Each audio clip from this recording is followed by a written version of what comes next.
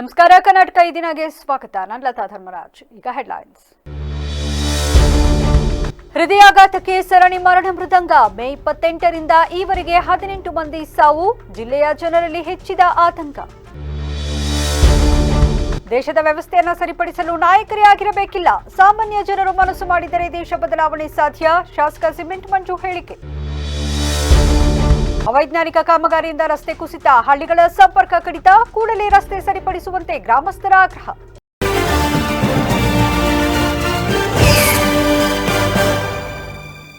ಜಿಲ್ಲೆಯಲ್ಲಿ ಹೃದಯಾಘಾತದ ಸರಣಿ ಮರಣ ಮೃದಂಗ ಮುಂದುವರೆದಿದ್ದು, ಇಂದು ಸಹ ಹೃದಯಾಘಾತಕ್ಕೆ 2 ಸಾವನ್ನಪ್ಪಿದ್ದಾರೆ. ನಗರದ ಸಿದ್ದೇಶ್ವರ ನಗರದ ನಿವಾಸಿ ಗೋವಿಂದ ಮೃತ ವ್ಯಕ್ತಿ. ಆಟೋ ಚಲಾಯಿಸುವಾಗ ಎದೆ ನೋವು ಕಾಣಿಸಿಕೊಂಡಿದ್ದು, ಕೂಡಲೇ ಎಚ್ಚೆತ್ತ ಅವರೇ ಆಟೋ ಚಲಾಯಿಸಿಕೊಂಡು ಜಿಲ್ಲಾಸ್ಪತ್ರೆಗೆ ದೌಡಾಯಿಸಿದ್ದಾರೆ. ಆದರೆ ಆಸ್ಪತ್ರೆಯಲ್ಲಿ ಚಿಕಿತ್ಸೆ ಪಡೆಯುವ ಮುನ್ನವೇ ಹೃದಯಾಘಾತಕ್ಕೆ ಬಲಿಯಾಗಿದ್ದಾರೆ. ಮತ್ತೊಂದು ಪ್ರಕರಣದಲ್ಲಿ ಮಧ್ಯಾಹ್ನ ಹಾಸನ ತಾಲೂಕಿನ ಕಟ್ಟಾಯ ಹೋಬಳಿ ಹ್ಯಾರನೆ ಗ್ರಾಮದ ಗಿರೀಶ್ ಹೃದಯಾಘಾತದಿಂದ ಮೃತಪಟ್ಟಿದ್ದಾರೆ. ಜೋಳದ ಹೊಲಕ್ಕೆ ಗೊಬ್ಬರ ಹಾಕಿ ಮಧ್ಯಾಹ್ನ ಮನೆಗೆ ಬಂದ ಗಿರೀಶ್ ಕುಸಿದು ಬಿದ್ದಿದ್ದಾರೆ. ಅವರನ್ನು ಗ್ರಾಮಸ್ಥರು ತಕ್ಷಣ ಹಾಸನಕ್ಕೆ ಚಿಕಿತ್ಸೆಗಾಗಿ ಕರೆತರುವ ಮಾರ್ಗ ಮಧ್ಯೆಯೇ ಮೃತಪಟ್ಟಿದ್ದಾರೆ. ಇದರಿಂದ ಜಿಲ್ಲೆಯಲ್ಲಿ 1 ತಿಂಗಳ ಅಂತರದಲ್ಲಿ ಅಂದರೆ ಮೇ 28ರಿಂದ ಇಲ್ಲಿಯವರೆಗೆ 19ರಿಂದ 20 ವರ್ಷದ ಯುವಕ ಯುವತಿಯರು ಸೇರಿದಂತೆ ಒಟ್ಟು 18 ಜನ ಹೃದಯಾಘಾತದಿಂದ ಮೃತಪಟ್ಟಿರುವುದು ಸಹಜವಾಗಿಯೇ ಆತಂಕ ತರಿಸಿದೆ. ಊಹಿಸಿಕೊಳ್ಳಲು ಆಗುತ್ತಿಲ್ಲ, ಅರಗಿಸಿಕೊಳ್ಳಲು ಆಗುತ್ತಿಲ್ಲ. ಬಾಳಿ ಬದುಕಬೇಕಾದವರೇ ಅರ್ಧಕ್ಕೆ ಜೀವನದ ಆಟ ಮುಗಿಸುತ್ತಿದ್ದಾರೆ. ಇವರನ್ನೇ ನಂಬಿಕೊಂಡಿದ್ದ ಕುಟುಂಬ ಈಗ ಅಕ್ಷರಶಃ ಕಂಗಾಲಾಗಿದೆ. ಅದರಲ್ಲೂ ಜಿಲ್ಲೆಯಲ್ಲಿ ಹೃದಯಾಘಾತ ಬೆಂಬಿಡದ ಭೂತದಂತೆ ಕಾಡುತ್ತಿರುವುದು ಆತಂಕವನ್ನ ಇಮ್ಮಡಿಗೊಳಿಸಿದೆ. ಅದರಲ್ಲೂ ಯುವ ವಯಸ್ಸಿನವರಿಂದ ಹಿಡಿದು ದೊಡ್ಡವರವರೆಗೂ ಯಾರನ್ನೂ ಬಿಡದೆ ಹೃದಯ ಸಾವನ್ನು ಬಯಸುತ್ತಿರುವುದು ದಿಗಿಲು ತರಿಸಿದೆ. ಜಿಲ್ಲೆಯಲ್ಲಿ 1 ತಿಂಗಳ ಅಂತರದಲ್ಲಿ 18 ಜನ ಹೃದಯಾಘಾತದಿಂದ ಮೃತಪಟ್ಟಿದ್ದಾರೆ. ಸರಣಿಯೋಪಾದಿಯಲ್ಲಿ ಹೃದಯಾಘಾತ ಸಂಭವಿಸುತ್ತಿರುವುದು ನಿಜಕ್ಕೂ ದೊಡ್ಡ ಆತಂಕ, ತಲ್ಲಣ ಉಂಟು ಮಾಡಿದೆ. ತುರ್ತು ಪರಿಸ್ಥಿತಿಯಂತಹ ಕರಾಳ ದಿನಗಳು ಮತ್ತೊಮ್ಮೆ ದೇಶಕ್ಕೆ ಬಾರದಿರಲಿ ಎಂದು ಜನರು ಜಾಗೃತರಾಗಿರಬೇಕು ಎಂದು ಶಾಸಕ ಸಿಮೆಂಟ್ ಮಂಜು ಹೇಳಿದರು. ಶನಿವಾರ ಪಟ್ಟಣದ ಗುರುಬೇಗೌಡ ಕಲ್ಯಾಣ ಮಂಟಪದಲ್ಲಿ ಸಿಟಿಜನ್ ಫಾರ್ ಸೋಷಿಯಲ್ ಜಸ್ಟಿಸ್ ಸಂಸ್ಥೆ ಆಯೋಜಿಸಿದ್ದ ತುರ್ತು ಪರಿಸ್ಥಿತಿಯ ಕರಾಳ ದಿನಗಳ 50ನೇ ವರ್ಷದ ಅಭಿಯಾನ ಕಾರ್ಯಕ್ರಮವನ್ನು ಉದ್ಘಾಟಿಸಿ ಮಾತನಾಡಿದ ಅವರು, ತುರ್ತು ಪರಿಸ್ಥಿತಿಯು ಕೊನೆಗೊಂಡು 1977ರಲ್ಲಿ ದೇಶಕ್ಕೆ 2ನೇ ಬಾರಿಗೆ ಸ್ವಾತಂತ್ರ್ಯ ಲಭಿಸಿತು. ಆ ಸಂದರ್ಭದಲ್ಲಿ ವಿರೋಧ ಪಕ್ಷದ ನಾಯಕರಿಗೆ ಭಾರೀ ಪ್ರಮಾಣದ ಚಿತ್ರಹಿಂಸೆ ನೀಡಲಾಗಿತ್ತು. ವೈಯಕ್ತಿಕ ಸ್ವಾತಂತ್ರ್ಯ ಸೇರಿದಂತೆ ಎಲ್ಲ ಸ್ವಾತಂತ್ರ್ಯಗಳನ್ನು ಕಸಿದುಕೊಂಡ ತುರ್ತು ಪರಿಸ್ಥಿತಿಯಂತಹ ಕೆಟ್ಟ ಪರಿಸ್ಥಿತಿ ಎಂದಿಗೂ ಮರುಕಳಿಸಬಾರದು. ಆಡಳಿತಗಾರರು ಸರ್ವಾಧಿಕಾರಿಗಳಾದಾಗ ತುರ್ತು ಪರಿಸ್ಥಿತಿಯಂತಹ ಕೆಟ್ಟ ಅನುಭವವನ್ನು ದೇಶವು ಎದುರಿಸಬೇಕಾಗುತ್ತದೆ. ದೇಶದ ವ್ಯವಸ್ಥೆಯನ್ನು ಸರಿಪಡಿಸಲು ನಾಯಕರೇ ಆಗಿರಬೇಕಿಲ್ಲ. ಸಾಮಾನ್ಯ ಜನರು ಮನಸ್ಸು ಮಾಡಿದರೆ ಯಾವುದೇ ಬದಲಾವಣೆಯಲ್ಲಿ ಸಾಧ್ಯವಾಗಲಿದೆ ಎಂದರು. ಈ ಸಂದರ್ಭದಲ್ಲಿ ನಾನು ಹೇಳಲಿಕ್ಕೆ ಇಷ್ಟಪಡ್ತೇನೆ. ಇವತ್ತು ತಮ್ಮೆಲ್ಲರೂ ಕೂಡ ಗೊತ್ತಿರಬಹುದು, 1975 ಜೂನ್ 26ರಂದು ಈ ದೇಶದ ಮೇಲೆ ತುರ್ತು ಪರಿಸ್ಥಿತಿಯನ್ನ ಏರಿ ಮೊನ್ನೆಗೆ 50 ವರ್ಷ ತುಂಬುತ್ತಾ ಇದೆ. ಇವತ್ತು ತುರ್ತು ಪರಿಸ್ಥಿತಿಯಂತ ಸಮಯ ಇನ್ನೆಂದಿಗೂ ಕೂಡ ಬರಬಾರದು. ಈ ಭಾರತ ದೇಶದ ಸಂವಿಧಾನ ಪ್ರಜಾಪ್ರಭುತ್ವದ ಮೇಲೆ ಆಗಿರ್ತಕ್ಕಂಥ ಕಗ್ಗೊಲೆ ಇನ್ನೆಂದೂ ಕೂಡ ಆಗ್ಬಾರ್ದು ಅಂತಕ್ಕಂಥದ್ದು ಎಲ್ಲ ಭಾರತೀಯರ ಇಚ್ಛೆ ಇದೆ. ಇವತ್ತು ಈ ಒಂದು ಕಾರ್ಯಕ್ರಮಕ್ಕೆ ಅತಿ ಹೆಚ್ಚಿನ ಸಂಖ್ಯೆಯಲ್ಲಿ ಮಹಿಳೆಯರು ಕೂಡ ಆಗಮಿಸಿದ್ದಾರೆ. ಇವತ್ತು ಭಾರತೀಯ ಜನತಾ ಪಾರ್ಟಿಯ ಮುಖಂಡರಿರ್ಬೋದು, ಸ್ವಯಂ ಸೇವಕ ಸಂಘದ ಮುಖಂಡರಿರ್ಬೋದು, ಹಿಂದೂ ಸಂಘಟನೆ ಮುಖಂಡರಿರ್ಬೋದು, ರಾಷ್ಟ್ರೀಯತೆ ಇರ್ಬೋದು, ರಾಷ್ಟ್ರ ಭಕ್ತರಿರ್ಬೋದು, ಹಿರಿಯರಿರ್ಬೋದು, ಈ ಒಂದು ಕಾರ್ಯಕ್ರಮಕ್ಕೆ ಅತ್ಯಂತ ಹೆಚ್ಚಿನ ರೀತಿಯಲ್ಲಿ ಭಾಗವಹಿಸಿ ಒಂದು ಅತ್ಯುತ್ತಮ ಕಾರ್ಯಕ್ರಮವನ್ನು ತಾವೆಲ್ಲರೂ ಕೂಡ. ವಿಧಾನ ಪರಿಷತ್ ಸದಸ್ಯ ಪ್ರತಾಪ್ ಸಿಂಹ ನಾಯಕ್ ಮಾತನಾಡಿ, ದೇಶದ ಪ್ರಜಾಪ್ರಭುತ್ವದ ಉಳಿವಿಗಾಗಿ ದೇಶಾದ್ಯಂತ ಹೋರಾಟಗಳು ನಡೆದಿವೆ. ಇತಿಹಾಸದಿಂದ ಪಾಠ ಕಲಿತು ವರ್ತಮಾನದಲ್ಲಿ ಬದುಕನ್ನು ರೂಪಿಸಿಕೊಳ್ಳಬೇಕು. ಆದ್ದರಿಂದ ತುರ್ತು ಪರಿಸ್ಥಿತಿಯಂತಹ ಕೆಟ್ಟ ಪರಿಸ್ಥಿತಿ ಮತ್ತೊಮ್ಮೆ ದೇಶಕ್ಕೆ ಬಾರದಿರಲಿ ಎಂದು ಈ ಘಟನೆಯನ್ನ ನೆನಪಿಸಿಕೊಳ್ಳಬೇಕು ಎಂದರು. ತುರ್ತು ಪರಿಸ್ಥಿತಿ ಘೋಷಣೆ ಮಾಡುವುದಿದ್ರೆ ಹೇಗೆ ಮಾಡಬೇಕು ಅಂತ ಹೇಳುವಂತದ್ದನ್ನ ಮತ್ತು ಯಾಕೆ ಮಾಡಬೇಕು ಅಂತ ಹೇಳುವಂತದ್ದನ್ನು ಹೇಳಿದ್ದಾರೆ. ಆದರೆ ತುರ್ತು ಪರಿಸ್ಥಿತಿಯನ್ನ ಇವರು ಯಾವ ರೀತಿಯಲ್ಲಿ ಘೋಷಣೆ ಮಾಡಿದ್ರು ಅಂತ ಹೇಳಿದರೆ, 25ರ ಮಧ್ಯರಾತ್ರಿಗೆ ಅವರದೇ ಆದಂತಹ ಒಂದು ಲೆಟರ್ ಅಲ್ಲಿ ಪತ್ರದಲ್ಲಿ ಒಂದು ಟಿಪ್ಪಣಿಯನ್ನ ಹಾಕಿ ಆಗಿನ ರಾಷ್ಟ್ರಪತಿಗಳಾಗಿದ್ದಂತಹ ಫಕ್ರುದ್ದೀನ್ ಅಲಿ ಅಹ್ಮದ್ ಅವರಲ್ಲಿ ಮಧ್ಯರಾತ್ರಿಗೆ ಹೋಗಿ 11 ಗಂಟೆಗೆ ಹೋಗಿ ಅವರಿಂದ ಅಂಕಿತವನ್ನ ಹಾಕಿಸಿಕೊಂಡು ದೇಶದ ಮೇಲೆ ತುರ್ತು ಪರಿಸ್ಥಿತಿಯನ್ನ ಘೋಷಣೆ ಮಾಡಿದರು. ಅದರ ಪರಿಣಾಮ ಏನು? 11 ಗಂಟೆಗೆ ಘೋಷಣೆ ಆಗಿದೆ, 12 ಗಂಟೆ ರಾತ್ರಿಗೆ ಈ ಸಂದರ್ಭದಲ್ಲಿ ಬಿಜೆಪಿ ಜಿಲ್ಲಾಧ್ಯಕ್ಷ ಸಿದ್ದೇಶ್ ನಾಗೇಂದ್ರ, ಬಿಜೆಪಿ ತಾಲೂಕು ಅಧ್ಯಕ್ಷ ವಳಲಹಳ್ಳಿ ಅಶ್ವಥ್, ಮುಖಂಡರಾದ ಸತ್ಯನಾರಾಯಣ ಗುಪ್ತಾ, ರೇಣುಕಾರಾಧ್ಯ ಸೇರಿದಂತೆ ಮುಂತಾದವರು ಹಾಜರಿದ್ದರು. ರಸ್ತೆ ನಿರ್ಮಾಣದ ವೇಳೆ ಅನುಸರಿಸಿದ ವೈಜ್ಞಾನಿಕ ಕಾಮಗಾರಿಯಿಂದ ರಸ್ತೆ ಕುಸಿದು ಹಳ್ಳಿಗಳ ಸಂಪರ್ಕ ಕಡಿತಗೊಳ್ಳುವ ಭೀತಿ ಎದುರಾಗಿದೆ ಎಂದು ಗ್ರಾಮಸ್ಥ ದಿನೇಶ್ ಹೆಚ್ಪಿ ಆರೋಪಿಸಿದರು. ಬೇಲೂರು ತಾಲೂಕು ಅರೆಹಳ್ಳಿ ಹೋಬಳಿ ಹಿರಿಗರ್ಜಿಯ ಸೇತುವೆ ಬಳಿ ಅವೈಜ್ಞಾನಿಕ ಕಾಮಗಾರಿಯಿಂದ ರಸ್ತೆ ಕುಸಿಯುವ ಹಂತ ತಲುಪಿರುವುದರಿಂದ ಗ್ರಾಮಸ್ಥರ ಗುತ್ತಿಗೆದಾರನ ವಿರುದ್ಧ ಆಕ್ರೋಶ ಹೊರಹಾಕಿದರು. ಈ ವೇಳೆ ಮಾತನಾಡಿದ ಅವರು, ವೆಂಕಟಪೇಟೆಯಿಂದ ದೋರನಮನೆ ಗ್ರಾಮಕ್ಕೆ ಸಂಪರ್ಕ ಕಲ್ಪಿಸುವ ಸಲುವಾಗಿ ರಸ್ತೆಯನ್ನ ನಿರ್ಮಾಣ ಮಾಡಲಾಗಿದೆ. ಆದರೆ ಹಿರಿಗರ್ಜಿ ಬಳಿ ಸೇತುವೆ ಇದ್ದು ಹಳ್ಳದ ನೀರು ರಸ್ತೆಗೆ ಅಪಾಯವನ್ನುಂಟು ಮಾಡದಿರಲಿ ಎಂದು ತಡೆಗೋಡೆ ನಿರ್ಮಿಸಲಾಗಿದೆ. ಕಳಪೆ ಕಾಮಗಾರಿಯಿಂದ ಈ ತಡೆಗೋಡೆ ಸಂಪೂರ್ಣವಾಗಿ ಕುಸಿದಿದ್ದು ನೀರು ರಸ್ತೆಯನ್ನ ನಿಧಾನವಾಗಿ ಆಕ್ರಮಿಸಿಕೊಳ್ಳುತ್ತಿದೆ. ಆದ್ದರಿಂದ ರಸ್ತೆ ನಿರ್ಮಾಣ ಗುತ್ತಿಗೆ ಪಡೆದಿರುವ ಗುತ್ತಿಗೆದಾರನಿಗೆ ಸಂಪೂರ್ಣ ಹಣ ಬಿಡುಗಡೆ ಮಾಡದೆ ರಸ್ತೆಯನ್ನ ಸರಿಪಡಿಸಿದ ಬಳಿಕವೇ ಪೂರ್ಣ ಬಿಲ್ ಅನ್ನ ಬಿಡುಗಡೆಗೊಳಿಸಬೇಕು ಎಂಬುದು ನಮ್ಮ ಆಗ್ರಹವಾಗಿದೆ ಎಂದರು. ಈ ವೇಳೆ ಹಿರಿಗರ್ಜಿ ಗ್ರಾಮದ ಗ್ರಾಮಸ್ಥರು ಹಾಜರಿದ್ದರು.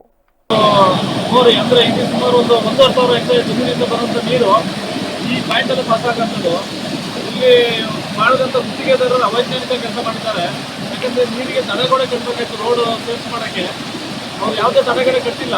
ಇದು ಕಳಪೆ ಕಾಮಗಾರಿ ರಾಡ್ ಹಾಕ್ತಲೇ ಮಾಡಿದ್ದಾರೆ. ಹಂಗಾಗಿ ರೋಡ್ಗೆ ಮುಂದಿನ ದಿನಗಳಲ್ಲಿ ಓಪನ್ ಫುಲ್ಲು ರಸ್ತೆನೇ ಕಟ್ಟಾಗಿ ಹೋಗ್ತದೆ. ದಯಮಾಡಿ ಗುತ್ತಿಗೆದಾರರು ವೆಂಕಟೇಗೌಡರು ದಯಮಾಡಿ ಬಂದು ಇದನ್ನು ಜಾಗ ನೋಡಿ ಫಸ್ಟು ರೆಡಿ ಮಾಡಬೇಕು. ಇದೊಂದು ತಡೆಗೋಡೆ ಕಟ್ಟಬೇಕು. ರಸ್ತೆನ ಎಲ್ಲೆಲ್ಲಿ ಡ್ಯಾಮೇಜ್ ಆಗಿದೆ ಅದನ್ನು ಸರಿ ಮಾಡಬೇಕು ಅಂತ ನಾವು ಗುತ್ತಿಗೆದಾರರು ಕೇಳ್ತಿದ್ವಿ. ಜೊತೆಗೆ ಅಧಿಕಾರಿಗಳನ್ನ ಕೇಳ್ತಿದ್ವಿ. ಅದನ್ನು ಕಂಪ್ಲೀಟ್ ಮಾಡೋದಕ್ಕೆ ಅವ್ರು ಯಾವ ರೀತಿ ಅವರಿಗೆ ಬಿಲ್ ಹಾಕೋಕ್ಕೆ ಅಧಿಕಾರಿಗಳು ನೋಡಿ ಇದನ್ನು ಕೆಲಸನ ಕಂಪ್ಲೀಟ್ ಮಾಡಬೇಕಂತ ಹೇಳಿ ನಾವು ಇಲ್ಲಿ ಗ್ರಾಮಸ್ಥರ ಪರವಾಗಿ ಕೇಳ್ತಾ ಇದ್ದೀವಿ. ದಯಮಾಡಿ ನಮ್ಮ ರೋಡನ್ನು ಉಳಿಸ್ಕೊಡಿ. ಈ ರಸ್ತೆ ಯಾವ ಶಾಶ್ವತ ಬೇಕಾಗಿರೋಂಥದ್ದು ಈ ಪಾಯಿಂಟ್. ಮಲೆನಾಡು ತಾಂತ್ರಿಕ ವಿದ್ಯಾಸಂಸ್ಥೆ ಹಾಗೂ ಕರ್ನಾಟಕ ಪರೀಕ್ಷಾ ಪ್ರಾಧಿಕಾರ ವತಿಯಿಂದ ಕಾಲೇಜಿನ ಸಭಾಂಗಣದಲ್ಲಿ ಯುಜಿಸಿಇಟಿ 2025 ಸೀಟು ಹಂಚಿಕೆ ಮಂಥನ ಕಾರ್ಯಕ್ರಮ ಏರ್ಪಡಿಸಲಾಗಿತ್ತು. ಕಾರ್ಯಕ್ರಮ ಉದ್ಘಾಟನೆ ನೆರವೇರಿಸಿ ಮಲೆನಾಡು ತಾಂತ್ರಿಕ ಶಿಕ್ಷಣ ಸಂಸ್ಥೆಯ ಅಧ್ಯಕ್ಷ ಟಿ ದೇವೇಗೌಡರು ಮಾತನಾಡಿ, ಮಲೆನಾಡು ಇಂಜಿನಿಯರಿಂಗ್ ಕಾಲೇಜು ಸುಮಾರು 40 ಎಕರೆ ಜಾಗದಲ್ಲಿ ಇದ್ದು ಕಾಲೇಜು ಕೊಠಡಿಗಳು, ಆಟದ ಮೈದಾನ, ಲ್ಯಾಬೊರೇಟರಿಗಳು ಸೇರಿದಂತೆ ಅನೇಕ ಉತ್ತಮ ಸೌಲಭ್ಯ ಕಲ್ಪಿಸಲಾಗಿದೆ. ಪಿಯುಸಿ ಪಾಸಾದ ವಿದ್ಯಾರ್ಥಿಗಳಿಗೆ ಸಿಇಟಿಯಿಂದ ಸೀಟು ಪಡೆಯಲು ಯುಜಿಸಿಇಟಿ 2025 ಸೀಟು ಹಂಚಿಕೆ ಮಂಥನ ಕಾರ್ಯಕ್ರಮ ಯಶಸ್ವಿಯಾಗಿ ನಡೆಯುತ್ತಿದ್ದು, ಈ ಕಾರ್ಯಕ್ರಮದಲ್ಲಿ ಸಾವಿರಾರು ವಿದ್ಯಾರ್ಥಿಗಳು ಪಾಲ್ಗೊಂಡಿರುವುದು ಸಂತೋಷವಾಗಿದೆ ಎಂದರು. ಪ್ರತಿ ವರ್ಷ ಮಾಡುವಾಗ 340 ಜನ ಬರ್ತಾ ಇದ್ರು. ಈ ವರ್ಷ ತುಂಬ ಹೆಚ್ಚಿನ ಸಂಖ್ಯೆಯಲ್ಲಿ ತಾವೆಲ್ಲ ಭಾಗವಹಿಸಿದರೆ ಅದಕ್ಕೋಸ್ಕರ ಮೊಟ್ಟ ಮೊದಲ ಬಾರಿಗೆ ನಾನು ನಿಮಗೆ ಅವತ್ತಿನ ಸಲ್ಲಿಸ್ತೇನೆ. ಸ್ವಲ್ಪ ಅನಾನುಕೂಲ ಆಗಿದೆ. ಯಾಕೆಂದರೆ ನಾವು ಇದನ್ನು ಸ್ವಲ್ಪ ರಿಪೇರಿ ಮಾಡ್ತಾ ಇದ್ದೀವಿ. ಇಲ್ಲದೆ 2,000 ಜನ ಕೂರುವಷ್ಟು ಅವಕಾಶ ಆಗಿದೆ. ಸ್ವಲ್ಪ ರಿಪೇರಿ ಇರೋದ್ರಿಂದ ನಿಮಗೆಲ್ಲ ಸ್ವಲ್ಪ ಅನಾನುಕೂಲ ಆಗಿದೆ. ಇದ್ರ ಬಗ್ಗೆ ಏನು ತಪ್ಪು ತಿಳ್ಕೊಳ್ಳೋದು ಬೇಡ. ಈಗಾಗಲೇ ನಮ್ಮ ಕಾರ್ಯದರ್ಶಿಯವರು ಮಾತನಾಡಿದ್ದಾರೆ. ನಮ್ಮ ಕಾಲೇಜಿಗೆ ಒಂದು ಇತಿಹಾಸ ಇದೆ. ಇಲ್ಲಿವರೆಗೆ ಸುಮಾರು 35,000 ಜನ ಇಂಜಿನಿಯರ್ ಹೋಗಿದ್ದಾರೆ. ಇಡೀ ಪ್ರಪಂಚದಲ್ಲಿ ಎಲ್ಲಿ ನೋಡಿದ್ರು ನಮ್ಮ ಕಾಲೇಜಿನಲ್ಲಿ ಓದಿದಂಥ ವಿದ್ಯಾರ್ಥಿಗಳು. ಮಲೆನಾಡು ತಾಂತ್ರಿಕ ಶಿಕ್ಷಣ ಸಂಸ್ಥೆಯ ಕಾರ್ಯದರ್ಶಿ ಜಗದೀಶ್ ಚೌಡುವಳ್ಳಿ ಮಾತನಾಡಿ, ದ್ವಿತೀಯ ಪಿಯುಸಿ ಪಾಸಾದ ವಿದ್ಯಾರ್ಥಿಗಳಿಗೆ 2025 ಯುಜಿಸಿಇಟಿಯಿಂದ ಕಾಲೇಜು ಹಾಗೂ ಕೋರ್ಸ್ಗಳ ಆಯ್ಕೆಯ ಮಾಹಿತಿಯನ್ನು ನೀಡುವ ಸಲುವಾಗಿ ಈ ಕಾರ್ಯಕ್ರಮ ಏರ್ಪಡಿಸಲಾಗಿದ್ದು, ವಿದ್ಯಾರ್ಥಿಗಳು ಇದರ ಸದುಪಯೋಗ ಪಡೆದುಕೊಳ್ಳುವಂತೆ ತಿಳಿಸಿದರು. ಸುಮಾರು 120-130 ಕಂಪನಿಗಳು ಆಯ್ಕೆ ಮಾಡಿರ್ತಕ್ಕಂತಹ ವಿದ್ಯಾರ್ಥಿಗಳು ನೂರಾರು ದೇಶಗಳಲ್ಲಿ ತಮ್ಮ ಬದುಕನ್ನು ಕಟ್ಟಿಕೊಂಡು ದೊಡ್ಡ ದೊಡ್ಡ ಹುದ್ದೆಯಲ್ಲಿ ಅವರು ನಮ್ಮ ರಾಜ್ಯಕ್ಕೆ ಮತ್ತು ದೇಶಕ್ಕೆ ಗೌರವ ತರುವಂತಹ ಕೆಲಸವನ್ನ ಮಾಡ್ತಾ ಇದ್ದಾರೆ. ಅದಕ್ಕೆ ನಮ್ಮ ಪ್ರಾಧ್ಯಾಪಕರು ಬಹಳಷ್ಟು ಒತ್ತನ್ನ ಕೊಟ್ಟು ತಮ್ಮ ಬದುಕನ್ನ ಈ ಒಂದು ಸಮಾಜಕ್ಕೆ ದೊಡ್ಡ ಕೊಡುಗೆಯಾಗಿ ಕೊಡತಕ್ಕಂಥ ಈ ಸುಸಂದರ್ಭದಲ್ಲಿ ನೀವುಗಳು ನಮ್ಮ ಕಾಲೇಜನ್ನು ಆಯ್ಕೆ ಮಾಡ್ಕೊಂಡಂತಹ ಸಂದರ್ಭದಲ್ಲಿ ನಿಮ್ಮ ಜೀವನ ಪಾವನ ಆಗ್ತದೆ ಅಂತಕ್ಕಂಥ ಮಾತನ್ನು ಹೇಳಿ ನಾನು 2 ಮಾತುಗಳಿಗೆ ವಿರಾಮ ಹೇಳ್ತೇನೆ. ಈ ಒಂದು ಸಂಸ್ಥೆಯ ಖಜಾಂಚಿ ಎಚ್ ಟಿ ಪಾರ್ಶ್ವನಾಥ್, ಪ್ರಾಂಶುಪಾಲರಾದ ಡಾಕ್ಟರ್ ಎ ಜಕೃಷ್ಣಯ್ಯ, ಕಾಲೇಜು ನಿರ್ದೇಶಕರಾದ ಡಾಕ್ಟರ್ ಎಸ್ ಪ್ರದೀಪ್, ಸಿಟಿ ವಿಭಾಗದ ಲತೇಶ್, ಕಾಲೇಜಿನ ವಿದ್ಯಾರ್ಥಿ ಕ್ಷೇಮಾಭಿವೃದ್ಧಿ ಅಧಿಕಾರಿಗಳಾದ ಡಾಕ್ಟರ್ ಕೆ ಎ ದುಷ್ಯಂತ್, ಸಹ ವಿದ್ಯಾರ್ಥಿ ಕ್ಷೇಮಾಭಿವೃದ್ಧಿ ಅಧಿಕಾರಿ ಡಾಕ್ಟರ್ ಇಂದ್ರ ಬಹದ್ದೂರ್ ಸೇರಿದಂತೆ ಇತರರು ಹಾಜರಿದ್ದರು. ಬೇಲೂರು ಪ್ಲಾಸ್ಟಿಕ್ನಿಂದ ಆಗುತ್ತಿರುವ ಅನೇಕ ದುಷ್ಪರಿಣಾಮಗಳನ್ನು ತಪ್ಪಿಸಲು ಬೇಲೂರು ರೋಟರಿ ಕ್ಲಬ್ ವತಿಯಿಂದ ಅರಿವು ಮೂಡಿಸಲಾಗುತ್ತಿದೆ ಎಂದು ರೋಟರಿ ಕ್ಲಬ್ ಅಧ್ಯಕ್ಷ ಶಂಭುಗೌಡ ಹೇಳಿದರು. ಯಗಚಿ ಜಲಾಶಯದ ಆವರಣದಲ್ಲಿ ಹಮ್ಮಿಕೊಂಡಿದ್ದ ಕಬ್ಬಿಣದ ಕಸ ಸಂಗ್ರಹಣಾ ಬಾಕ್ಸ್ ವಿತರಿಸಿ ಮತ್ತು ಪ್ಲಾಸ್ಟಿಕ್ನಿಂದ ಆಗುತ್ತಿರುವ ದುಷ್ಪರಿಣಾಮಗಳ ಬಗ್ಗೆ ಅರಿವು ಕಾರ್ಯಕ್ರಮದಲ್ಲಿ ಮಾತನಾಡಿದ ಅವರು, ಕಸವನ್ನು ಎಲ್ಲೆಂದರಲ್ಲಿ ಎಸೆಯುವುದು ಬೀದಿ ಪ್ರಾಣಿಗಳಿಗೆ ಮಾರಕವಾಗಿದ್ದು, ಪ್ಲಾಸ್ಟಿಕ್ ಬಾಟಲ್ಗಳನ್ನು ಎಲ್ಲೆಂದರಲ್ಲಿ ಬಿಸಾಕದೆ ಕಸ ಸಂಗ್ರಹವಾದ ಬಾಕ್ಸ್ನಲ್ಲೇ ಹಾಕುವಂತೆ ಮನವಿ ಮಾಡಿದರು. ಕ್ಲಬ್ ವತಿಯಿಂದ ಸ್ವಚ್ಛತಾ ಕಾರ್ಯವನ್ನು ಆಂದೋಲನವನ್ನು ಪ್ರಾರಂಭಿಸಿದ್ದು, ನಾವು ರೋಟರಿ ಕ್ಲಬ್ ವತಿಯಿಂದ ಈ ಒಂದು ಡಸ್ಟ್ಬಿನ್ನನ್ನು ಈಗಲೇ 3 ಕಡೆ ಕೊಟ್ಟಿದ್ದೀವಿ. ಇದು 4 ಕಡೆ ಇಲ್ಲಿ ಯಗಚಿ ಪ್ರಾಜೆಕ್ಟ್ನ ಹತ್ರ ಇಡಬೇಕು ಅಂತ ಹೇಳ್ಬಿಟ್ಟು ನಮ್ಮ ರೋಟರಿ ಸಂಸ್ಥೆಯಿಂದ ತೀರ್ಮಾನ ಮಾಡಿ ಇಲ್ಲಿಡ್ತಾ ಇದ್ದೀವಿ. ಇದ್ರ ಉಪಯೋಗಪ್ಪ ಅಂದರೆ ಇಲ್ಲಿ ಭಾಳ ಜನ ಡಸ್ಟೆಲ್ಲ ಇದನ್ನೆಲ್ಲ ಪ್ಲಾಸ್ಟಿಕ್ಕು, ಎಸ್ಪೆಷಲಿ ಪ್ಲಾಸ್ಟಿಕ್ ಕಪ್ಸು ಮತ್ತು ನೀರಿನ ಇವುಗಳನ್ನು ಎಲ್ಲಿ ಬೇಕು ಅಲ್ಲೇ ಬಿಸಾಕ್ತಾರೆ.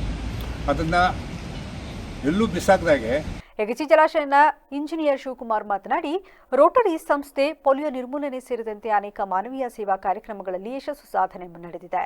ಸ್ವಹಿತ ಮೀರಿದ ಸೇವೆ ಹಾಗೂ ಚತುರ್ವಿಧ ಪರೀಕ್ಷೆ ಅಳವಡಿಕೆ ಮೂಲಕ ರೋಟರಿ ಬಂಧುಗಳು ಸಮಾಜಕ್ಕೆ ತಮ್ಮದೇ ಆದ ವಿಶೇಷ ಕೊಡುಗೆ ನೀಡುತ್ತಿರುವುದು ಹೆಮ್ಮೆಯ ಸಂಗತಿ ಎಂದು ನುಡಿದರು. ಡಸ್ಟ್ಬಿನ್ ಬಾಕ್ಸ್ನ ನಮಗೆ ಕೊಟ್ಟಿದ್ದಾರೆ.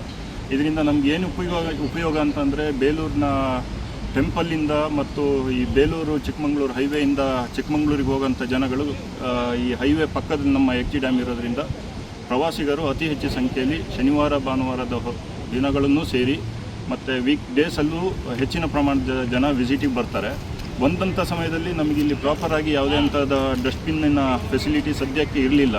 ಇದರಿಂದಾಗಿ ನಮ್ಮ ಇಲ್ಲಿನ ಲೋಕಲ್ ನಮ್ಮ ಡ್ಯಾಮ್ನ ಈ ಸಂದರ್ಭದಲ್ಲಿ ಕ್ಲಬ್ ಕಾರ್ಯದರ್ಶಿ ಬಿವಿ ಶಿವರಾಜು, ಹಿರಿಯ ರೋಟರಿ ಸದಸ್ಯರಾದ ಬಿಎಲ್ ರಾಜೇಗೌಡ, ಮೊಗಪ್ಪಗೌಡ, ವಿನೋದ್ ಚೌಡ, ಪುಟ್ಟರಾಜು, ಎಚ್ಕೆ ರಮೇಶ್ ಸೇರಿದಂತೆ ಜಲಾಶಯದ ಸಿಬ್ಬಂದಿಗಳು ಹಾಜರಿದ್ದರು. ಬೇಲೂರು ತಾಲೂಕು ಅರೆಹಳ್ಳಿಯ ಕೇಶವನಗರದಲ್ಲಿ ಸಂಭವಿಸಿದ ಗಾಳಿ ಮಳೆಯಿಂದ ಮನೆ ಕುಸಿದ ಪ್ರಕರಣಕ್ಕೆ ಸಂಬಂಧಿಸಿದಂತೆ ತಹಶೀಲ್ದಾರ್ ಎಂ ಮಮತಾ ಭೇಟಿ ನೀಡಿ ಮನೆ ಕಳೆದುಕೊಂಡ ನೊಂದ ಮಹಿಳೆಗೆ ಧೈರ್ಯ ತುಂಬಿದರು. ಮನೆ ಬಿದ್ದ ದಿನದಂದೇ ಮಳೆಯನ್ನ ಲೆಕ್ಕಿಸದೆ ಕಂದಾಯ ಇಲಾಖಾ ಅಧಿಕಾರಿಗಳ ಜೊತೆಗೆ ತಡರಾತ್ರಿ ತಹಶೀಲ್ದಾರ್ ಸ್ಥಳ ಪರಿಶೀಲನೆ ನಡೆಸಿದ್ರು. ಈ ವೇಳೆ ಮಾತನಾಡಿದ ತಹಶೀಲ್ದಾರ್ ಅವರು, ಮನೆ ಕಳೆದುಕೊಂಡ ಮಹಿಳೆಗೆ ಸರ್ಕಾರದಿಂದ ದೊರೆಯಬಹುದಾದ ಎಲ್ಲ ಸೌಲಭ್ಯಗಳನ್ನು ನೀಡಲು ಪ್ರಯತ್ನಿಸಲಾಗುವುದು. ನಮ್ಮ ಇಲಾಖೆಯ ಸಿಬ್ಬಂದಿಗಳು ಈ ನಿಟ್ಟಿನಲ್ಲಿ ಸಮರ್ಪಕ ಸೇವೆಯನ್ನು ಒದಗಿಸಲು ಸಿದ್ಧರಿದ್ದು, ಅಗತ್ಯ ದಾಖಲೆಗಳನ್ನು ಹೊಂದಿಸಿಕೊಳ್ಳುವಂತೆ ತಿಳಿಸಲಾಗಿದೆ ಎಂದರು. ಈ ವೇಳೆ ಲತಾ, ಕಂದಾಯ ಇಲಾಖೆ ಅಧಿಕಾರಿಗಳು ಹಾಗೂ ಸಿಬ್ಬಂದಿಗಳು, ಗ್ರಾಮಸ್ಥರು ಹಾಜರಿದ್ದರು. ಅವ್ರೇನು ಕೊಡಲಿಲ್ಲ ಅಂದ್ರೆ ನಂಗೆ ಹೆಂಗೆ ಮಾಡ್ಕೊಡ್ಲಿಲ್ಲ ನನಗೆ, ಅದೆಲ್ಲ ಗ್ರೂಪ್ ಕೇಳಿದ್ರು ಬೇರೆಯವ್ರಿಗೆ ಹೋದ್ರೆ. ಆಯ್ತು ನಾವು ಮಾಡಿಕೊಡ್ತೀವಿ. ನಿಮ್ಮ ಹತ್ರ ಇದೆಯಾ ವೋಟರ್ ಲಿಸ್ಟೆಲ್ಲ ಕಾಯ್ದಿದೆಯಾ? ಆಯ್ತು, ಇದನ್ನೆಲ್ಲ ತೆಗಿಸ್ತೀವಿ ಇವಾಗ. ತೆಗ್ಸ ಹಾಕಿದ್ಮೇಲೆ ಅದನ್ನೆಲ್ಲ ತೊಗೊಂಡು ಬನ್ನಿ, ಆಫೀಸಿಗೆ ಬನ್ನಿ, ನನ್ನ ಕೈ ಮಾಡಿಕೊಡ್ತೀವಿ. ನಿಮ್ಮ ಮನೆಯವ್ರು ಇದ್ದಾರಾ ಬೇರೆ ಕಡೆ? ಬೇರೆ ಕಡೆ ಅದೇ ಬೇರೆಯವ್ರ ಜೊತೆ ಇದ್ದಾರೆ ಮೇಡಮ್. ಊರಿಗೆ ಬರಲ್ಲ, ಏನು ಬರಲ್ಲ, ಒಂದು ಏನು ಆಗಿದೆ ಅಂತ ನೋಡಲ್ಲ ಮೇಡಮ್. ನಿಮ್ಮ ಮಂಡಿ ಬಸ್ಸಲ್ಲಿ ಬಿದ್ದು ಮಕ್ಕಳು ನಾವೆಲ್ಲ ಸತ್ತೋಗಿದ್ದು ಏನು ಮಾಡಬೇಕು? ನಿಮ್ಮ ಸ್ವಂತ ಅವರು ಸಕಲೇಶ್ವರ.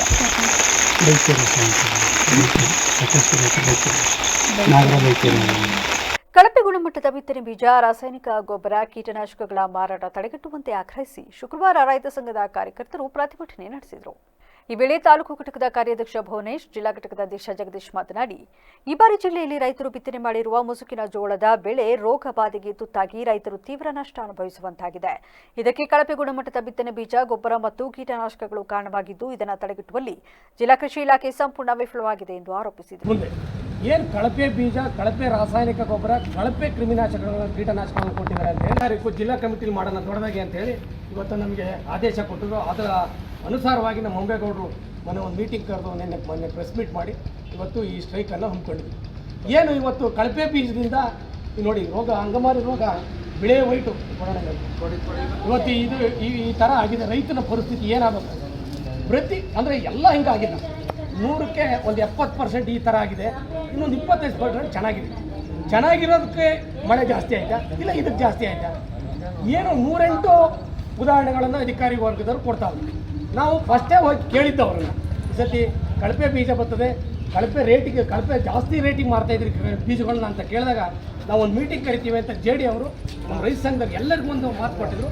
8 ದಿನ ಬಿಟ್ಟು ಒಂದು ಮಾತು ಕರಿತೀನಿ ಅಂತ. ಅದಕ್ಕೆ ಮಾತಿಗೆ ತಪ್ಪಿ ಇವತ್ತು ಈ ಕಳಪೆ ಬೀಜವನ್ನು ಮಾರಿ ರೈತರ ಆತ್ಮಾಹುತಿ. ಮನವಿ ಸ್ವೀಕರಿಸಿದ ಉಪ ಕೃಷಿ ನಿರ್ದೇಶಕಿ ಕೋಕಿಲ ಮಾತನಾಡಿ, ತಾಲೂಕಿನಲ್ಲಿ ಮುಂಗಾರು ಹಂಗಾಮಿನಲ್ಲಿ 163% ಹೆಚ್ಚಿನ ಮಳೆ ಬಿದ್ದಿದೆ. ಮುಸುಕಿನ ಜೋಳದ ಬಿತ್ತನೆ 19,700 ಹೆಕ್ಟೇರ್ ಗುರಿ ಇದ್ದು, ಈಗಾಗಲೇ 17,800 ಹೆಕ್ಟೇರ್ ಪ್ರದೇಶದಲ್ಲಿ ಬಿತ್ತನೆಯಾಗಿದೆ. ಮುಸುಕಿನ ಜೋಳದ ಬೆಳೆಯಲ್ಲಿ ರೋಗ ಕಾಣಿಸಿಕೊಳ್ಳಲು ಶಿಲೀಂಧ್ರ ಕಾರಣವಾಗಿದ್ದು, ಇದು ತಂಪಾದ ವಾತಾವರಣದಲ್ಲಿ ವೇಗವಾಗಿ ಹಬ್ಬುತ್ತದೆ. ಇಲಾಖೆ ಅಧಿಕಾರಿಗಳು ರೈತರ ಜಮೀನಿಗೆ ಭೇಟಿ ನೀಡಿ ಪರಿಶೀಲನೆ ನಡೆಸಿ ರೋಗ ನಿಯಂತ್ರಣ ಕ್ರಮಗಳ ಕುರಿತು ಮಾಹಿತಿ ನೀಡಿರುವುದಲ್ಲದೆ ಈ ಕುರಿತು ವ್ಯಾಪಕ ಪ್ರಚಾರ ನಡೆಸಿ ತಿಳುವಳಿಕೆ ನೀಡಲಾಗಿದೆ ಎಂದರು. ಮುಸ್ಕಿನ ಜೋಳ ಬೆಳೆಯಲ್ಲಿ ಏನು ಬಿಳಿಸುಳಿ ರೋಗ ಕಂಡು ಬರ್ತಾ ಇದೆ, ಈ ಕುರಿತಂತೆ ಅಂದ್ರೆ ಹೆಚ್ಚು ಪ್ರದೇಶದಲ್ಲಿ ಇದು ಜಾಸ್ತಿ ಆಗ್ತಾ ಇದೆ ಅಂತ ತಿಳಿಸಿ ಕೂಡಲೇ ಒಂದು ಪರಿಹಾರ ನೀಡಬೇಕು ಅಂತ ಒಂದು ಒತ್ತಾಯ ಮಾಡ್ತಾ ಇದ್ದಾರೆ. ಈಗಾಗಲೇ ನಾನು ತಿಳಿಸಿದ ಹಾಗೆ ಈ ಒಂದು ರೋಗ ನಮಗೆ ಏನು ಅತಿ ಹೆಚ್ಚು ಮಳೆ ಆಯಿತು ಮೇ ಮಾಹೆಯಲ್ಲಿ ಮತ್ತು ಜೂನ್ ಪ್ರಾರಂಭದಲ್ಲಿ ಒಂದು ಮಣ್ಣಿನ ತೇವಾಂಶ ಜಾಸ್ತಿ ಆಗಿದ್ದರಿಂದ ಮತ್ತು ವಾತಾವರಣ ತಂಪಾದ ಒಂದು ವಾತಾವರಣ ಸೃಷ್ಟಿಯಾದ್ರಿಂದ ಪೂರಕವಾದ ಒಂದು ವಾತಾವರಣ ಈ ಶಿಲೀಂಧ್ರಕ್ಕೆ, ನಾನು ಆಗಲೇ ಹೇಳಿದ ಹಾಗೆ ಬಿಳಿಸುಳಿ ರೋಗ ಒಂದು ಶಿಲೀಂಧ್ರದಿಂದ ಬರುವಂಥ ರೋಗ. ಈ ಒಂದು ವಾತಾವರಣ 22ರಿಂದ 24 ಡಿಗ್ರಿ ಸೆಂಟಿಗ್ರೇಡ್ ಒಂದು ಟೆಂಪರೇಚರ್ ಇದ್ದಾಗ ಮಣ್ಣಿನಲ್ಲಿ ತೇವಾಂಶ ಮತ್ತು ವಾತಾವರಣದಲ್ಲಿ ತೇವಾಂಶ ಜಾಸ್ತಿ ಆದಾಗ ಬೇಗ ಒಂದು ಶಿಲೀಂಧ್ರ ಪಸರಣೆ ಆಗುತ್ತೆ, ಸ್ಪ್ರೆಡ್ ಆಗೋದ್ರಿಂದ ನಮಗೆ ಈಗ ಜಿಲ್ಲೆಯಲ್ಲಿ ಸುಮಾರು ನಮಗೆ 1,00,000 ಹೆಕ್ಟೇರ್ ಪ್ರದೇಶ ಬಿತ್ತನೆ ಗುರಿ ಇದೆ. ಈಗಾಗಲೇ 69,000 ಹೆಕ್ಟೇರ್ ಪ್ರದೇಶದಲ್ಲಿ 69% ಬಿತ್ತನೆ ಆಗಿದೆ ಮುಸ್ಕಿನ ಜೋಳ. ಜಿಲ್ಲೆಯಲ್ಲಿ ಒಂದು ಸುಮಾರು 10,000 ಹೆಕ್ಟೇರ್ ಪ್ರದೇಶದಲ್ಲಿ ಈಗಾಗಲೇ ಸ್ವಲ್ಪ ಕಾಣಿಸ್ಕೊಂಡಿದೆ ಅಂತ ನಾವು ವರದಿ ಕೂಡ ಮಾಡಿದ್ದೀವಿ. ಅರ್ಕಲ್ಗೂಡಲ್ಲಿ ಸ್ವಲ್ಪ ತಡವಾಗಿ ಮುಸ್ಕಿನ ಜೋಳ ಬಿತ್ತನೆ ಆಗ್ತದೆ. ಈಗಾಗಲೇ 19,700. ಈ ವೇಳೆ ಸಹಾಯಕ ಕೃಷಿ ನಿರ್ದೇಶಕಿ ಕವಿತಾ, ತಾಲೂಕು ರೈತ ಸಂಘದ ಅಧ್ಯಕ್ಷ ಹೊಂಬೇಗೌಡ, ಮುಖಂಡರಾದ ದುಬಾಸಿಗೌಡ, ರಮೇಶ್, ರಾಜೇಗೌಡ ಸೇರಿದಂತೆ ಇತರರು ಪಾಲ್ಗೊಂಡಿದ್ದರು. ಇಡೀ ವಿಶ್ವದಲ್ಲಿಯೇ ನಮ್ಮ ರಾಜಧಾನಿ ಬೆಂಗಳೂರಿಗೆ ಹೆಸರು ಸಿಕ್ಕಿರುವುದು ನಾಡಪ್ರಭು ಕೆಂಪೇಗೌಡರ ದೂರದೃಷ್ಟಿ ಕೊಡುಗೆಯಿಂದ ಎಂದು ಶಾಸಕ ಎ ಮಂಜು ಹೇಳಿದರು. ಅರ್ಕಲಗೂಡು ಪಟ್ಟಣದ ಶಿಕ್ಷಕರ ಭವನದಲ್ಲಿ ರಾಷ್ಟ್ರೀಯ ಹಬ್ಬಗಳ ಆಚರಣಾ ಸಮಿತಿ ವತಿಯಿಂದ ಹಮ್ಮಿಕೊಳ್ಳಲಾಗಿದ್ದ ಕೆಂಪೇಗೌಡ ಜಯಂತಿ ಆಚರಣೆ ಸಮಾರಂಭದ ಅಧ್ಯಕ್ಷತೆ ವಹಿಸಿ ಮಾತನಾಡಿದ ಅವರು, ಇವತ್ತು ಬೆಂಗಳೂರನ್ನ ಗ್ರೀನ್ ಸಿಟಿ, ಸಿಲಿಕಾನ್ ಸಿಟಿ ಎಂದು ಕರೆಯಲಾಗುತ್ತಿದೆ. ಇದು ಕರ್ನಾಟಕ ರಾಜ್ಯದ ಕೀರ್ತಿಯನ್ನು ಉನ್ನತ ಸ್ಥಾನಕ್ಕೆ ಕೊಂಡೊಯ್ದಿರುವುದು ಕೆಂಪೇಗೌಡರ ಕೊಡುಗೆ ಕಾರಣವಾಗಿದೆ ಎಂದರು. ಮತ್ತು ದೊಡ್ಡ ಸಿಟಿಗಳಲ್ಲಿ ಒಂದಿದ್ದಂಥ ಸಿಟಿಯನ್ನು ಮಾಡಿದ ಕೀರ್ತಿ ಕೆಂಪೇಗೌಡರಿಗೆ ಸೇರ್ತದೆ. ಇವತ್ತು ITP, ಸಿಲಿಕಾನ್ ಸಿಟಿ ಎಲ್ಲ ಇವತ್ತೆಲ್ಲ ತಂದಿರ್ಬೋದು, ಆದರೆ ಈ ಬೆಂಗಳೂರು ಈಗ ಆಗ್ತದೆ ಅಂತಕ್ಕಂಥ ಕನಸನ್ನ ಕಂಡಂತ ಯಾರು ಮೊದಲು ವ್ಯಕ್ತಿ ಯಾರು ಅಂದ್ರೆ ಅವರು ಕೆಂಪೇಗೌಡರು ನಾವು ಯಾರು ಅಭಿಪ್ರಾಯ. ಇವತ್ತು ಬೆಂಗಳೂರಿಂದ ಕರ್ನಾಟಕಕ್ಕೆ ಒಂದು ಗೌರವ ಕೊಡ್ತಕ್ಕಂಥ ಒಂದು ಕ್ಷೇತ್ರ ಆಗಿದೆ, ರಾಜ್ಯದ ರಾಜಧಾನಿ ಆಗಿದೆ ಇವತ್ತು ಬೆಂಗಳೂರು. ಶ್ರೀ ಶಂಭುನಾಥ ಸ್ವಾಮೀಜಿ ಮಾತನಾಡಿ, ಸರ್ಕಾರ ರಾಷ್ಟ್ರೀಯ ಹಬ್ಬಗಳ ಆಚರಣಾ ಸಮಿತಿಯನ್ನು ರೂಪಿಸಿ ನಮ್ಮ ನಾಡು, ನುಡಿ, ದೇಶಕ್ಕೆ ತಮ್ಮದೇ ಆದ ಕೊಡುಗೆ ನೀಡಿರುವ ಮಹನೀಯರ ಜಯಂತಿ ಆಚರಣೆಯನ್ನ ಕೈಗೊಂಡಿರುವುದು ಸಮಾಜದಲ್ಲಿ ಸಾಮರಸ್ಯ ಮೂಡಿಸುವ ಸಲುವಾಗಿಯೇ. ಇದನ್ನು ಅರ್ಥ ಮಾಡಿಕೊಂಡು ಎಲ್ಲ ಮಹನೀಯರ ಜಯಂತಿ ಆಚರಣೆಗಳಲ್ಲಿ ಸರ್ವರು ಭಾಗವಹಿಸಿ ಗೌರವ ಸಲ್ಲಿಸುವ ಮೂಲಕ ನಿತ್ಯ ಬದುಕಿನಲ್ಲಿ ಮಹಾಪುರುಷರ ಆದರ್ಶಗಳನ್ನು ಮೈಗೂಡಿಸಿಕೊಳ್ಳಬೇಕಿದೆ ಎಂದರು. ದಾರ್ಶನಿಕ ವ್ಯಕ್ತಿಗಳನ್ನ ಸ್ಮರಣೆ ಮಾಡುವಂಥದ್ದು ನಮ್ಮೆಲ್ಲರ ಭಾಗ್ಯ. ಹಲವಾರು ಜಯಂತಿಗಳು ಬರ್ತವೆ. ಬುದ್ಧ, ಬಸವ, ಅಂಬೇಡ್ಕರ್, ಬಾಲಗಂಗಾಧರ ಸ್ವಾಮೀಜಿಯವರು, ಸಿದ್ಧಗಂಗಾ ಸ್ವಾಮೀಜಿಯವರು, ಇನ್ನು ಅನೇಕ ದಾರ್ಶನಿಕ ವ್ಯಕ್ತಿಗಳನ್ನ, ಸ್ವಾಮಿ ವಿವೇಕಾನಂದರು, ಶಂಕರಾಚಾರ್ಯ. ಅದೇ ಸಾಲಿನಲ್ಲಿ ನಮ್ಮ ನಾಡಪ್ರಭು ಕೆಂಪೇಗೌಡರು ರಾಜರಾಗಿದ್ರೂ ಕೂಡ ಒಂದು ಜನನಿ ಜನ್ಮಭೂಮಿಯಿಂದ ಸ್ವರ್ಗಾದಕ್ಕೆ ಗರಿಯೈತೆ ಅಂತ ಹೇಳಿ ಇವೆಲ್ಲ ಪ್ರೀತಿಯ ಮಕ್ಕಳು ಕೂತಿದ್ರಲ್ಲಿ. ಮಕ್ಕಳು ಬೆಳಿಬೇಕಾದ್ರೆ ಮೊಳಕೆಯಲ್ಲಿ ಅವರು. ಕಾರ್ಯಕ್ರಮದಲ್ಲಿ ಪಟ್ಟಣ ಪಂಚಾಯಿತಿ ಅಧ್ಯಕ್ಷ ಪ್ರದೀಪ್ ಕುಮಾರ್, ಸದಸ್ಯರಾದ ಕೃಷ್ಣಯ್ಯ, ರಶ್ಮಿ, ತಹಶೀಲ್ದಾರ್ ಸೌಮ್ಯ, ತಾಲೂಕು ಪಂಚಾಯಿತಿ ಇಒ ಶ್ರೀನಿವಾಸ್ ಸೇರಿದಂತೆ ಇತರರು ಹಾಜರಿದ್ದರು. ಹೇಮಾವತಿ, ಕಾವೇರಿ ಎರಡು ಜೀವನದಿಗಳು ಹರಿಯುತ್ತಿರುವ ತಾಲೂಕಿನಲ್ಲಿ ದೇಶವೇ ತಿರುಗಿ ನೋಡುವಂತಹ ಅಭಿವೃದ್ಧಿ ಕಾರ್ಯಗಳು ಆಗಬೇಕಾಗಿದೆ ಎಂದು ದೊಡ್ಡಮಠದ ಶ್ರೀ ಮಲ್ಲಿಕಾರ್ಜುನ ಸ್ವಾಮೀಜಿ ಹೇಳಿದರು. ಅರಕಲಗೂಡು ತಾಲೂಕಿನ ಕೊಡನೂರು ವಿನುತ ಕನ್ವೆನ್ಷನ್ ಹಾಲ್ನಲ್ಲಿ ಗ್ಯಾರಂಟಿ ಅನುಷ್ಠಾನ ಯೋಜನೆ ಅಧ್ಯಕ್ಷ ಎಚ್ಪಿ ಶ್ರೀಧರಗೌಡ ಅವರ ಹುಟ್ಟುಹಬ್ಬದ ಪ್ರಯುಕ್ತ ಹಮ್ಮಿಕೊಂಡಿದ್ದ ಪ್ರತಿಭಾ ಪುರಸ್ಕಾರ ಮತ್ತು ಕೃಷಿ ವಿವಿಧ ಕ್ಷೇತ್ರದ ಸಾಧಕರ ಸನ್ಮಾನ ಸಮಾರಂಭದ ಸಾನ್ನಿಧ್ಯ ವಹಿಸಿ ಆಶೀರ್ವಚನ ನೀಡಿದ ಶ್ರೀಗಳು, ಪ್ರಕೃತಿ ದತ್ತವಾಗಿ ತಾಲೂಕು ಸಂಪದ್ಭರಿತವಾಗಿದೆ, ಆದರೆ ಅಭಿವೃದ್ಧಿ ಪಥದತ್ತ ಸಾಗುವ ಮೂಲಕ ಹಿಂದುಳಿದ ತಾಲೂಕಿನಿಂದ ಹೊರಬರಬೇಕಿದೆ ಎಂದರು.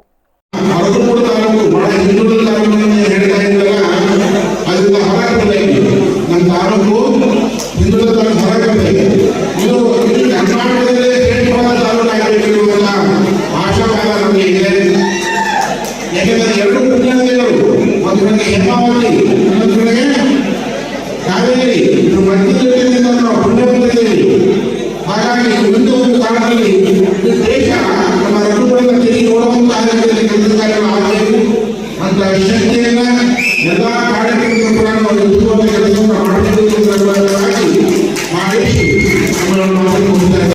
ಕೊಣನೂರು ವಿರಕ್ತ ಮಠದ ಶ್ರೀ ಬಸವರಾಜೇಂದ್ರ ಸ್ವಾಮೀಜಿ ಆಶೀರ್ವಚನ ನೀಡಿದರು. ಕೊಣನೂರು ಮೊಮಿನ್ ಮಸೀದಿ ಧರ್ಮಗುರು ಮೊಹಮ್ಮದ್ ರಿಜ್ವಾನ್, ತಾಲೂಕು ಗ್ಯಾರಂಟಿ ಯೋಜನೆಗಳ ಅನುಷ್ಠಾನ ಸಮಿತಿ ಅಧ್ಯಕ್ಷ ಎಚ್.ಪಿ. ಶ್ರೀಧರ್ಗೌಡ ಸೇರಿದಂತೆ ಇತರರು ಹಾಜರಿದ್ದರು. ವಿಜಯನಗರ ಜಿಲ್ಲೆಯ ಹೊಸಪೇಟೆಯ ಶ್ರೀ ಕ್ಷೇತ್ರ ಧರ್ಮಸ್ಥಳ ಗ್ರಾಮಾಭಿವೃದ್ಧಿ ಯೋಜನೆ ಹಾಗೂ ಅಖಿಲ ಕರ್ನಾಟಕ ಜನಜಾಗೃತಿ ವೇದಿಕೆಯ ಸಂಯುಕ್ತಾಶ್ರಯದಲ್ಲಿ ವಿಶ್ವ ತಂಬಾಕು ವಿರೋಧಿ ದಿನಾಚರಣೆ ಕಾರ್ಯಕ್ರಮವನ್ನು ಹಮ್ಮಿಕೊಳ್ಳಲಾಗಿತ್ತು. ಕಾರ್ಯಕ್ರಮವನ್ನು ಉದ್ದೇಶಿಸಿ ಸಂಪನ್ಮೂಲ ವ್ಯಕ್ತಿ ವೆಂಕಟೇಶ್ ಬಡಿಗೇರ್ ಮಾತನಾಡಿ, ತಂಬಾಕು ಎನ್ನುವಂತಹ ವಿಷಕಾರಿ ಪದಾರ್ಥವು ಇಂದಿನ ಯುವ ಪೀಳಿಗೆಯ ಮೇಲೆ ಸವಾರಿ ಮಾಡುತ್ತಿದ್ದು, ಚಿಕ್ಕ ಚಿಕ್ಕ ವಯಸ್ಸಿನಲ್ಲಿ ಇಂದಿನ ಯುವಕರು ತಮ್ಮ ಅಮೂಲ್ಯವಾದ ಪ್ರಾಣವನ್ನು ಕಳೆದುಕೊಳ್ಳುತ್ತಿದ್ದಾರೆ ಎಂದು ಬೇಸರ ವ್ಯಕ್ತಪಡಿಸಿದರು.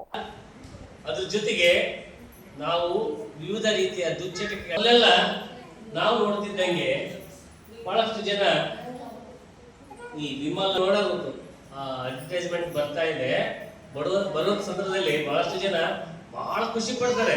ಕಣಕಣದಲ್ಲೇ ಕೇಸರಿ ಅಂತೆ, ಅದು ಕಣಕಣದಲ್ಲೇ ಕೇಸರಿ ಅಲ್ಲ, ಅದು ಕಣಕಣದಲ್ಲೇ ಕ್ಯಾನ್ಸರೇ, ಕಣಕಣದಲ್ಲೇ ಕ್ಯಾನ್ಸರೇ. ಬರೀ ಕೇವಲ ಬಹಳ ಗಂಡು ಮಕ್ಕಳೇ ವಿಮಾನ ಅಂತ ಅಂದ್ಕೊಂಡಿದ್ರು ಎಲ್ಲರೂ ಬಹಳ ಮಂದಿ. ಆದ್ರೆ ನಾವೇನು ಕಡಿಮೆನಾ ಅಂತೇಳಿ ಹೆಣ್ಮಕ್ಳು ಕೂಡ ಬಹಳ ಯಾವುದೇ ಏನು ಚಿಂತೆ ಮಾಡಲಾರ್ದಂಗೆ ನಾವು ಅಂಗಡಿ ಒಳಗ ವಿಮಲ್ ಹಾಕೊಂಡು ಬಹಳ ಆನಂದ ಪಡ್ತಾ ಇದ್ದಾರೆ. ಆನಂದ ಪಡ್ತಾ ಇಲ್ಲ, ಅದರಿಂದ ರೋಗ ತರಿಸ್ಕೊಳ್ತಾ ಇದೆ, ಹೌದಲ್ಲ?